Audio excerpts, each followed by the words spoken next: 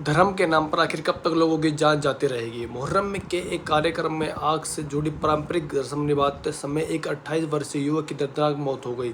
एक पल की चूक और पूरा परिवार बिखर गया। सवाल ये नहीं है कि वह किस धर्म का था, सवाल ये है कि किसी भी आस्था के नाम पर इंसान की जान को इस तरह दांव पर लगाना क्या सही है।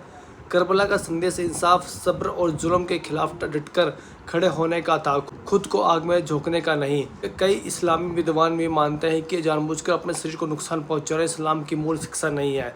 अगर किसी परंपरा में मौत का खतरा इतना बड़ा हो जाए कि एक छोटी सी गलती जिंदगी खत्म कर दे, तो उस पर सवाल उठाना धर्म का अपमान नहीं बल्कि इंसानियत की आवाज़ है। सबसे बड़ा सवाल ये है कि ऐसी घटनाएं जब होती है तो जिम्मेदार कौन होता है, आयोजक, प्रशासन या फिर वह सोच जो कहती है कि जितना बड़ा जोखिम उतनी बड़ी आस्था। हर हादसे के बाद 2 दिन अफसोस जताया जाता है, फिर सब कुछ भुला दिया जाता है, लेकिन क्या अगली मौत का इंतजार करना ही हमारी किस्मत बन गया है।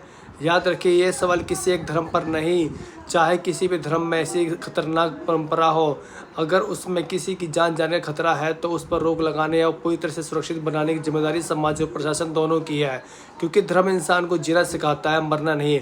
आस्था कभी भी इंसान की ज़िंदगी से बड़ा नहीं हो सकती। अब जरा उस युवक के परिवार के बारे में सोचिए, जिस बेटे को माँ ने सुबह घर से विदा किया था, वह अब कभी वापस नहीं आएगा। जिस पत्नी ने शाम को उसके लौटने का इंतजार किया होगा, उसकी दुनिया उजड़ गई। अगर बच्चे होंगे तो उनके सिर से पिता का साया हमेशा के लिए उठ गया। अब उनका भविष्य कौन संभालेगा।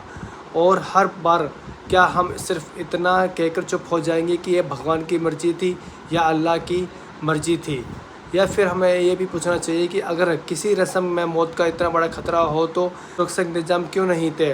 आपकी नज़र में असली जिम्मेदार कौन है, लापरवाही, अंधी परंपरा या सिस्टम। अपनी राय कमेंट में ज़रूर बताना।